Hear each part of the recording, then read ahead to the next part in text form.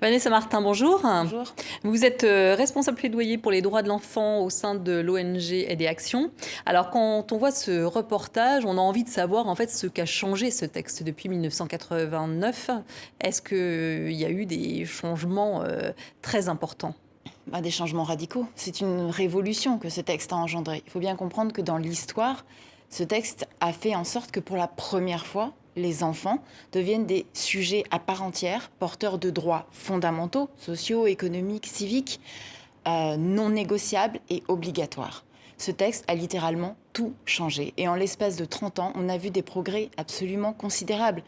Il faut se rendre compte que, par exemple, la mortalité infantile entre 1989 et aujourd'hui, on est passé de 93 pour 1000 à 39 pour 1000.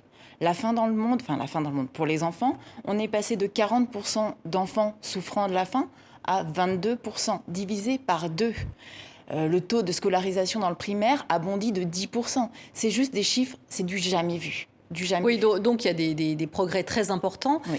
Néanmoins, des pays sont toujours montrés du doigt. Donc si on devait dresser la liste noire de ces pays, quelle serait-elle ?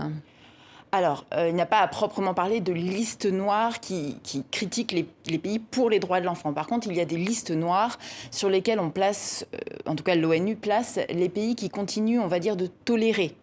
Par exemple, le travail des enfants. Vous avez sur cette liste énormément de pays d'Afrique, malheureusement. Le Bénin, le Burkina Faso, vous avez l'Égypte. Vous avez également d'autres pays, notamment pour l'industrie textile. La Chine, l'Inde, le Bangladesh, la Thaïlande. Vous parlez de l'industrie textile, mais quels autres domaines sont concernés par le travail des enfants ?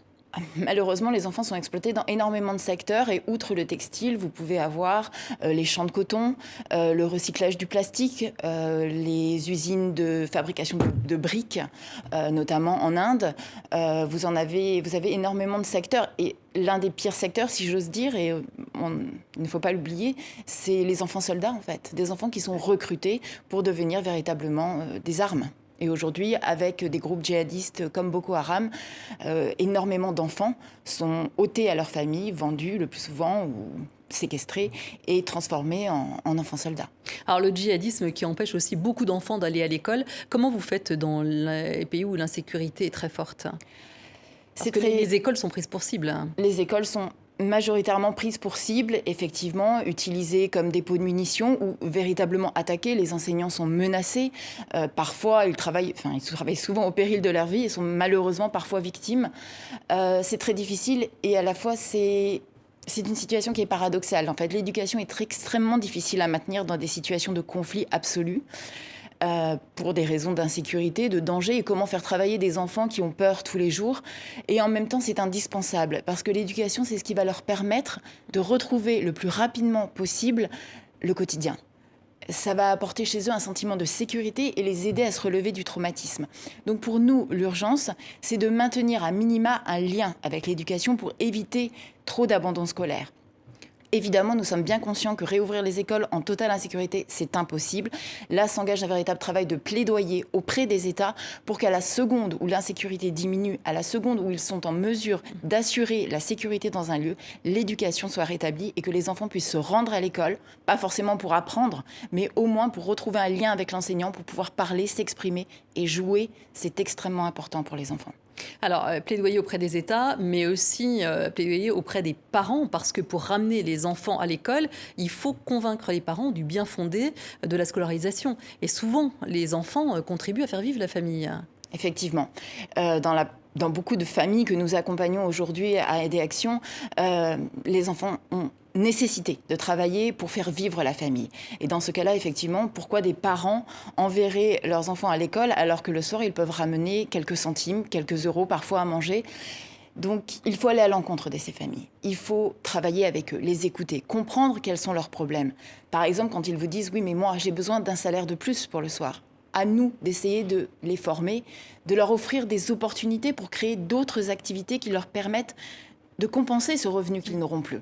Une fois que la contrainte économique est levée, j'ai envie de vous dire qu'il n'est pas très difficile de faire comprendre à des parents à quel point l'éducation va transformer la vie de leurs enfants, à quel point ils vont être épanouis, à quel point ils vont être heureux d'apprendre, à quel point ils vont pouvoir choisir un métier, une autre vie que la leur. Et dans ce cas-là, il n'y a aucun souci. Les parents sont les premiers à vouloir mettre leurs enfants à l'école. Alors, convaincre les parents de mettre les enfants à l'école et convaincre aussi les parents de ne pas opter pour des mariages précoces. Donc ça, vous travaillez aussi Oui. sur ces dossiers-là. Effectivement, le mariage précoce est extrêmement répandu encore aujourd'hui. Malheureusement, on assiste à une baisse, notamment en Asie du Sud, en Inde, à force de répéter les messages, à force de sensibiliser, d'expliquer à quel point le mariage précoce est nuisible, on obtient des résultats. Et ça a été accentué par la pandémie, ça. Ça a été totalement accentué par la pandémie. On était, avant la pandémie, à peu près 12 millions de mariages précoces par an.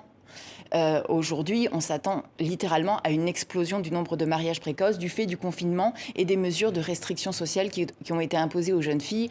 Et puis, bien sûr, la récession, la crise économique fait en sorte qu'aujourd'hui, les familles ont besoin de revenus et n'auront moins de réticence à vendre les petites filles pour obtenir quelques centaines d'euros en échange.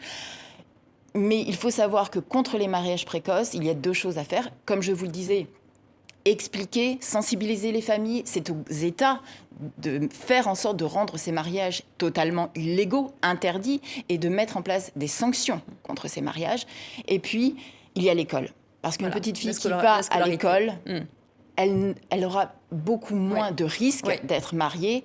On estime aujourd'hui que si toutes les jeunes filles du monde allaient au moins jusqu'à la fin du collège et du lycée, le mariage précoce disparaîtrait. Pour éviter cet écueil. Bien sûr. Merci beaucoup, Vanessa Martin. Je rappelle que vous êtes responsable plaidoyer pour les droits de l'enfant auprès de l'ONG Aide et Action.